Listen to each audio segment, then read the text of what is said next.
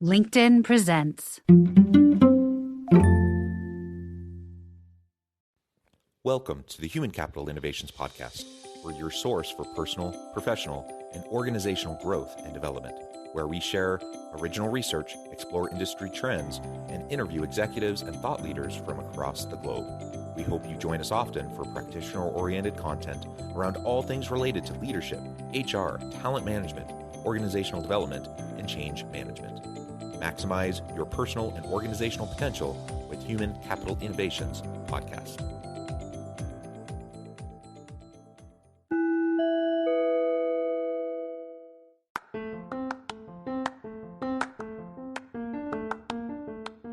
Do you enjoy the Human Capital Innovations Podcast?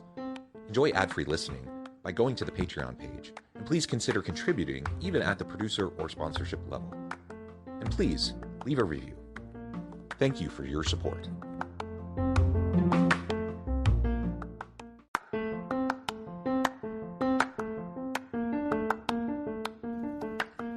Welcome to the Human Capital Innovations Podcast. In this HCI Podcast episode, I talked with Sarah Olivieri about why great leadership requires more than great leaders.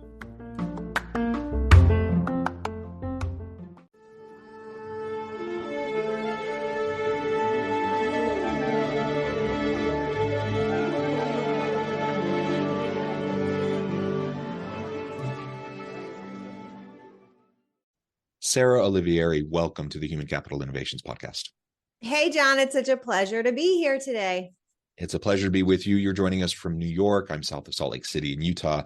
And today we're going to be talking about why great leadership requires more than just great leaders. Of course, we want great leaders. We want wonderful leaders, and we want to develop those skills, those competencies and capabilities around leadership. But there's more to it than that. So we're going to unpack that and explore that together today. As we get started, I wanted to share Sarah's bio with everybody. Sarah Olivieri is a business coach and strategist with a passion for helping nonprofit organizations thrive, a #1 international best-selling author, and a former nonprofit executive director who now helps nonprofit teams as CEO and founder of her company, Pivot Ground. Her impact method is a framework that helps nonprofits simplify their operations, build aligned teams, and make a bigger impact without overwhelm. And I could go on and on. There's a whole bunch of really cool stuff about your background, Sarah, but I'm going to pause there. And is there anything else you would like to specifically highlight or share with the audience by way of your background or personal context before we dive on in? Yeah, I mean, I don't need to bore you with my background, but just to maybe know, I have founded both for-profit businesses and nonprofits. And so I've been in your shoes, and I hope to make today really, really practical for everybody. Wonderful. Excellent. And as we start off, maybe you can share a little bit about your own kind of foundational philosophy around leadership. What does leadership mean to you? And then we can start to dig into some of those characteristics and attributes of great leaders, and then move into really the main topic for today. And that is, how can we create the systems and structures around great leadership to support what we're trying to accomplish in organizations? Yeah, well, my own journey with leadership, I've always been just naturally probably fairly confident, probably because my mom's a little like Mr. Rogers, and she always like, you're great just the way you are. But as a result, throughout most of my life, even before I studied leadership in any way, I was like that person, like when I'm shopping, like someone will just come up to me and ask me for help with their shopping decision. And at a young age, I was asking myself, like, why am I that person? Like, what is this that I am displaying that makes people want to trust me, but also look to me as a leader in situations where I'm clearly not any position of authority. So that's kind of some of my journey to leadership. I came to leadership at a very young age. I held my first nonprofit administrative job when I was 16 at a summer camp. And then kind of skipping forward a bit, I started to think about leadership much more formally when I was getting my master's degree in humanistic multicultural education, and started to more formally learn, the skills of leadership. In fact, you can't see me, but behind me, I have the BASK handbook of leadership, which is like, just seeing the book is an education in itself, because it's like, if you remember the Columbia Encyclopedia, it was like a 1-volume encyclopedia that's like 4 inches thick. If you're old enough to remember that, anyway, with the thin paper, like a Bible might have. And this book is just like an encyclopedia describing leadership styles. And it doesn't even go into systems of leadership, which we're going to talk about later. So I think it's a fascinating, area, and it's so important. And I think in our modern day, leadership is more important than ever, because our old models of leadership were very much about power and control. And our new models of leadership, or our new need for leadership, is really about innovating and moving forward in a fast-paced, changing environment. And so we need more leaders, more people showing up as leaders in many ways. So I'm not sure if I really answered your question, but that's kind of where I'm coming to from the leadership perspective. No, I think that's fantastic. And there really are wonderful resources out there to help us think through leadership styles, leadership models, leadership approaches. Again, the styles, the skills, the competencies, the capabilities of great leaders. And there's lots of examples and books around, people we hold up as pillars of leadership. There's all these great resources, but none of it is a substitute for each individual person to do the hard work of introspection, self-reflection, and to think about how you relate to those around you. Because how I lead can't be a copycat of how other people lead. It just can't be, because then I won't be genuine and authentic to myself. It'll come off as off-putting to those around me, because they'll be able to tell that I'm not being authentic. And so I have to know myself. I need to understand my strengths. I need to understand my capabilities and weaknesses, and areas where maybe there's some gaps and where I'm lacking.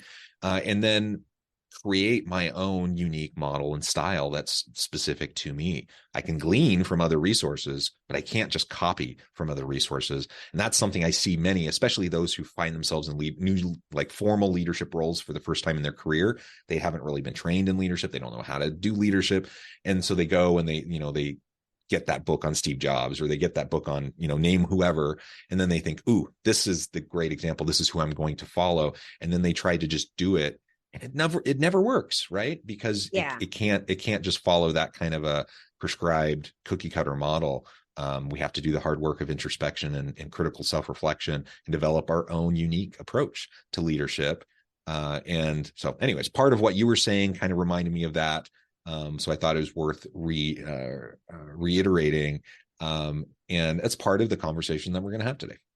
Yeah. I love you use this word introspection, which isn't a word I use a lot, but it's a meaning that I use a lot. And I think, when you think about leadership skills as individuals, it's not the skill of doing the leadership, right? It's the skills, the toolbox that you have to show up as a leader in an authentic way. And what are those skills? Or I said, I'll give some practical things like, a tool is meditation. Why is meditation important? Because being in tune with your own emotional state and what's going on in your head is really important, for it will affect how you show up consistently or not consistent in different ways with the people you're leading. If you can't tune into your state and somebody else's state, you're going to struggle to show up as a leader. One of the things my clients, who are all leaders themselves, ask, like, how do we, lead a great meeting, or how do we get our team to trust us? And I say, when you come into the meeting, or when the meeting comes into you, the first thing you have to do is read the room.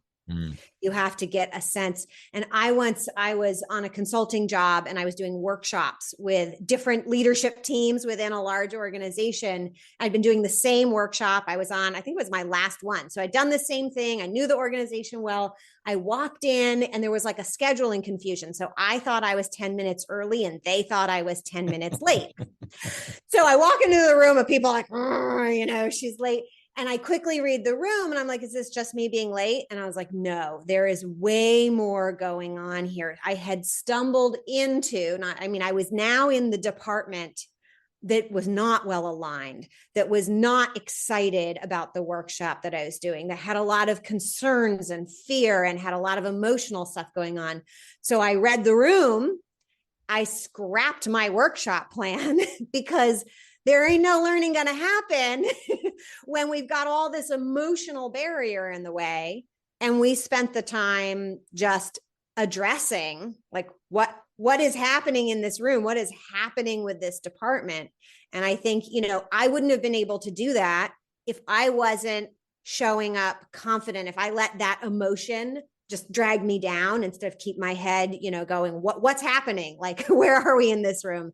And you need that, so it's not so much about the exact thing that I did, right? It's about the emotional awareness that I showed up with when I walked into that room.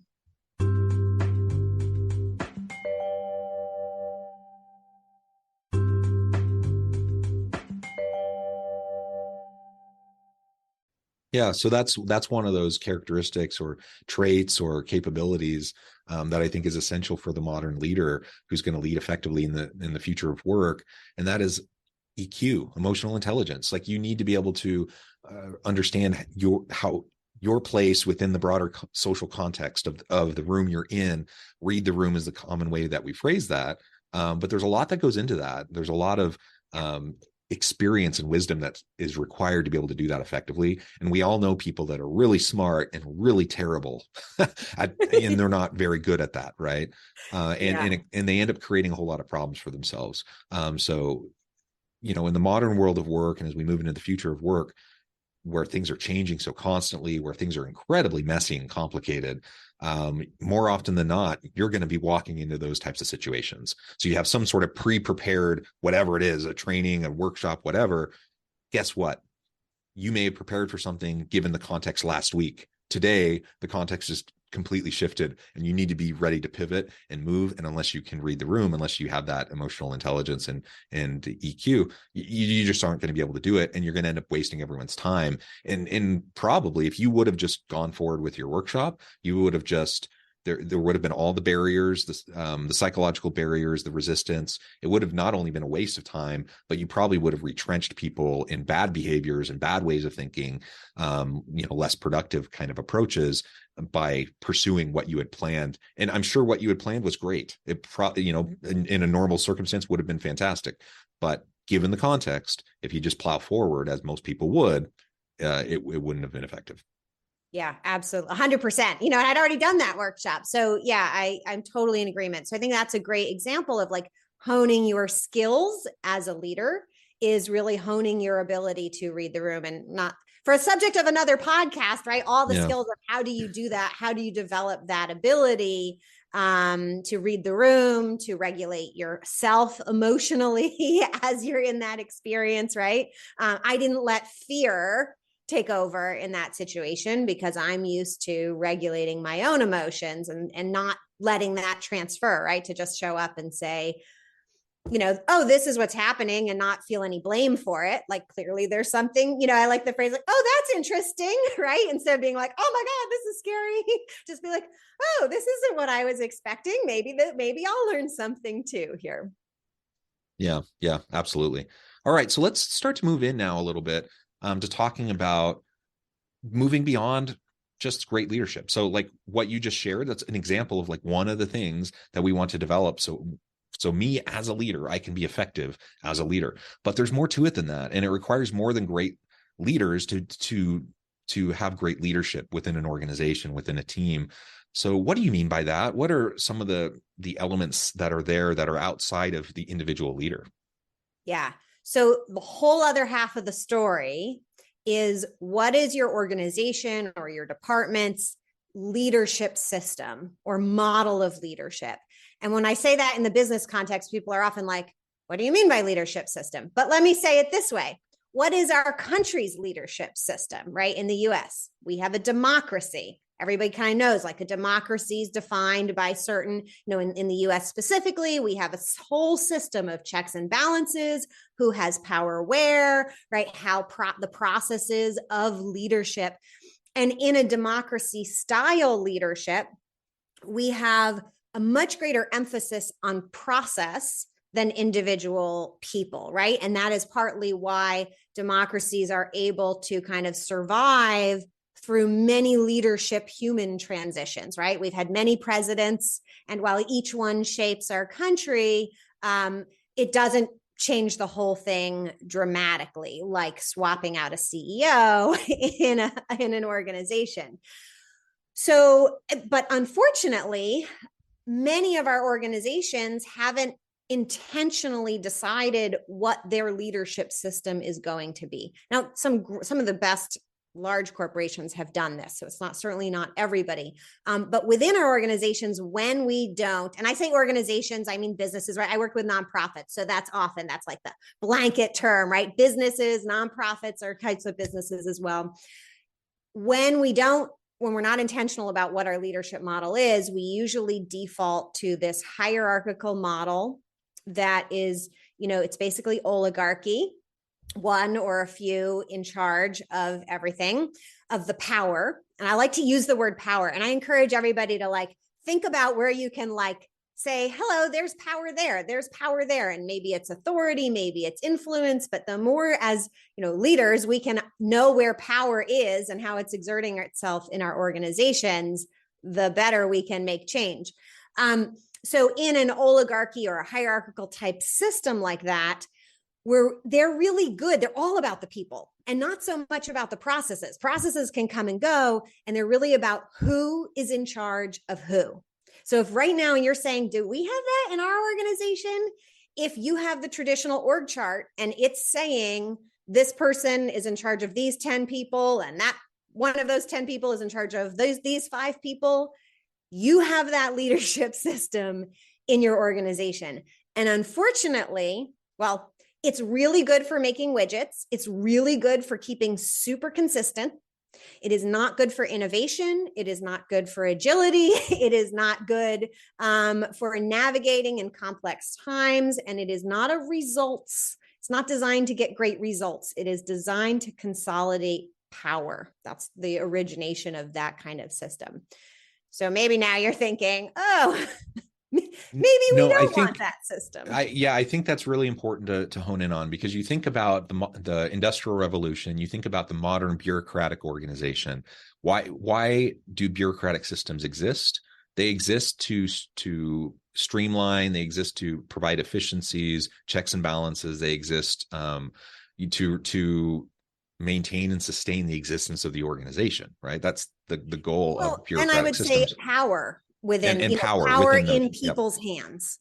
And again, in now we're in the fourth wave of the Industrial Revolution, Industry 4.0. So is the reality today the same as it was back when we had early days of the assembly line and the manufacturing plant and those sorts of things? Even manufacturing plants today are not like they were, and they aren't run the way they were 100 years ago. And so we have to think about, is this bureaucratic system, is this approach to how we set up the organization and design the organizational structure, is it continuing to serve us well in the modern world of work? What I'm hearing you say is you're pushing back and you're challenging that and saying, well, maybe not. And in fact, maybe there are specific things that we're undermining our own desires as organizations, that we want to, be agile and have that change agility. We want to be able to pivot. We want to be able to respond to the complex world around us. That's our desire, but our system is such that we are undermining our own ability to do that, right? Yeah, totally. And if we could just go into the practical for a moment, just like, we said earlier, that being a great leader isn't about any one thing you do, but about that toolbox you use. So when we talk about what are the other types of systems we might use, I recommend, and it's not just because I say so, but there's actual research on models where decision-making is distributed. And, an older term you can Google is leadership by outcomes or management by outcomes. But the idea is, instead of organizing around who's in charge of who, if you organize around who's in charge of what outcome or result, it sounds subtle, but it is dramatic. All of a sudden, everybody is thinking about, how do we get the outcome, not how do I stay in charge or how do I please the person in charge. It becomes outcome focused. And when you're outcome focused, well, you happen to get better outcomes. And when you let go of that people in charge of people structure, people are happier. Like, I mean, we could do research on this, but you really don't have to, right? You can just think about yourself. Do you like it when you have more agency? Or do you like it when people are just like micromanaging? Like, you probably know the answer to that.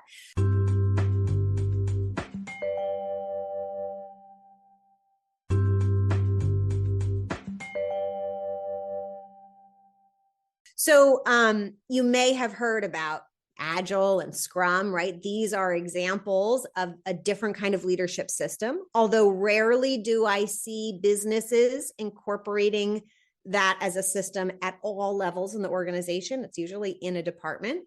You might have heard systems that talk about pods or circles or flat org charts. These are all kind of business systems, but it's not about the anyone system, right? It's not about exactly how each one is designed. It's that there was intention about having a system, and that it was designed specifically to get outcomes and to be agile in a complex world, right? Which requires a different behavior. I love the work. Do you know Dave Snowden? Has a Cynefin framework and a few other frameworks. Yeah. I love, his work and how he talks about complex, the complex versus simple or ordered systems.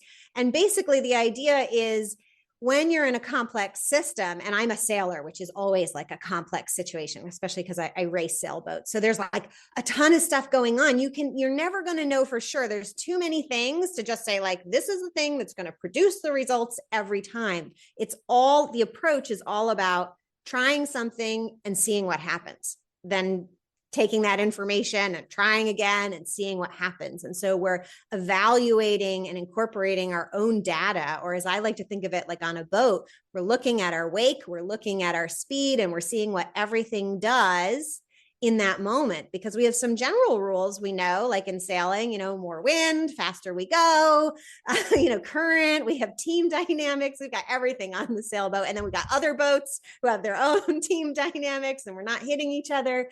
But every situation is somewhat unique. And so we have to decide our best practice is new each time and in each moment. And so we have this practice on the boat, and it's what we do in business too, if you really want to move forward, of checking our data, modifying. There is no kind of static best practice in this kind of agile model. Yeah, absolutely. Those are some great examples. And I love the sailing connection and example that you just provided. So as we think about, what it's going to take to be an effective leader in the future of work, obviously I need to develop particular skills, competencies, capabilities that are going to allow me to be successful. Every leader should be doing that. Every organization should support new and emerging leaders in doing that, as well as experienced, longtime leaders. We also need to recognize that all of us can have leadership potential and influence regardless of formal title. And especially, the old bureaucratic systems, as you were describing, they're built upon formal structure, formal titles, span of control, all that kind of stuff. And if we really move to flatter types of organizations, more collaborative types of teams, that the formal leadership roles become more blurry, don't they? And so we have to think about all of us, each and every one of us as a leader, and develop the leadership competencies and capabilities. But we also have to think about the systems within the organization. We have to think about the structure of the organization. We have to think about the policies, practices, procedures that will either support or perhaps inhibit leaders being effective in what they're trying to accomplish for their teams. And I've seen so many times great leaders with great capacity burn out and choose to leave organizations that were set up, essentially the structure was set up for failure as a leader.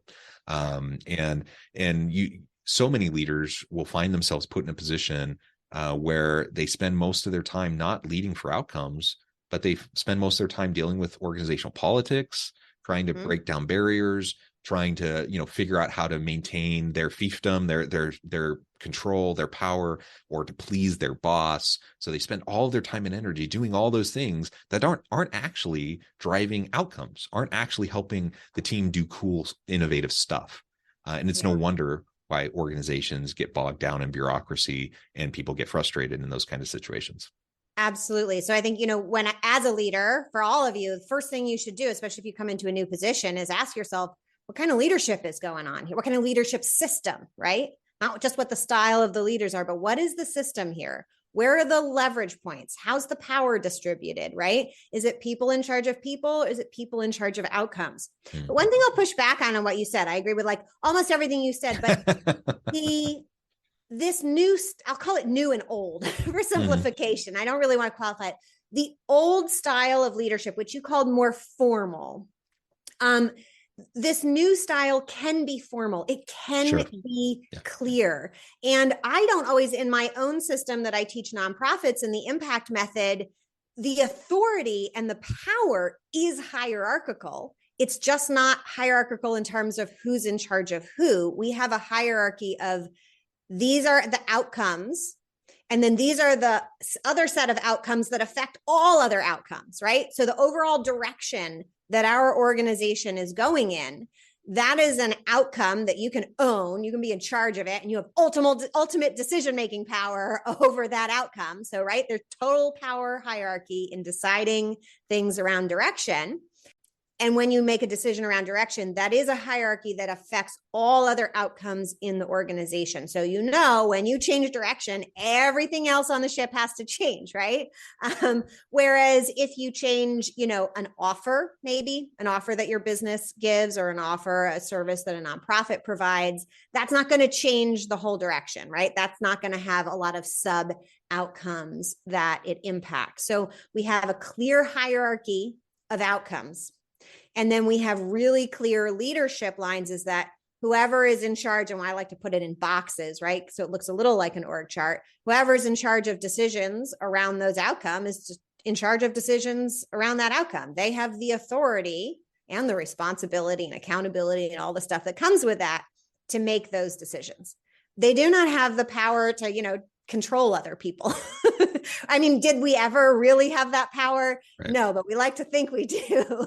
But now it's totally not, in disguise. So, and I know that there are people who've seen examples of distributed leadership or non-hierarchical leadership that can be very fuzzy. And I don't think those help us, right? I think as humans, we respond well to clarity. We respond well to boundaries and clarity. Just like I always say, it's always more compassionate to tell somebody right away that they did something wrong and what they did than it is to keep it a secret and let it build up and then, fire them later on for something that, you could have just said, hey, you did that. That wasn't helpful what you did.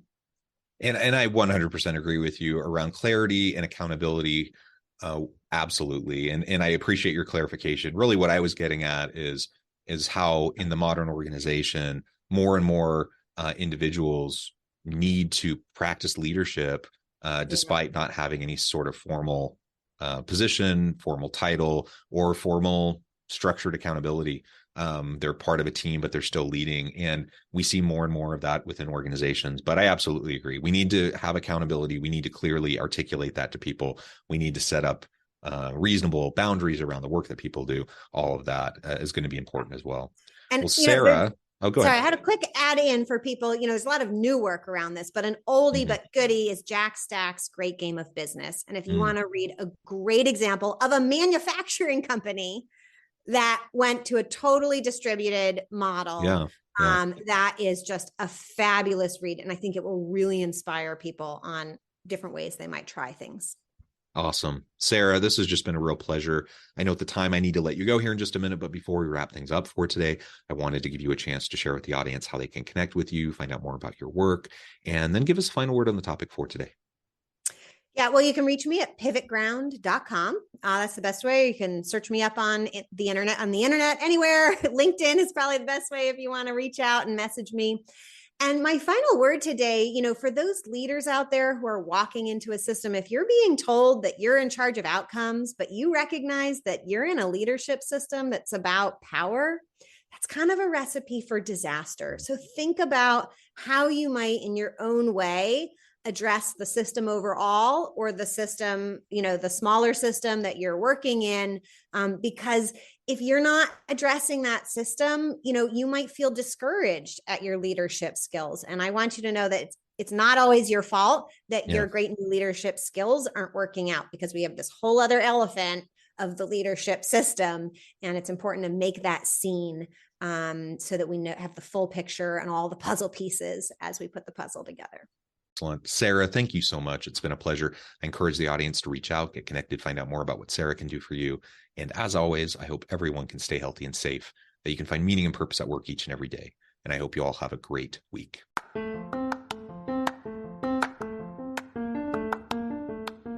you enjoy the Human Capital Innovations podcast? Enjoy ad-free listening by going to the Patreon page. And please consider contributing even at the producer or sponsorship level. And please leave a review. Thank you for your support.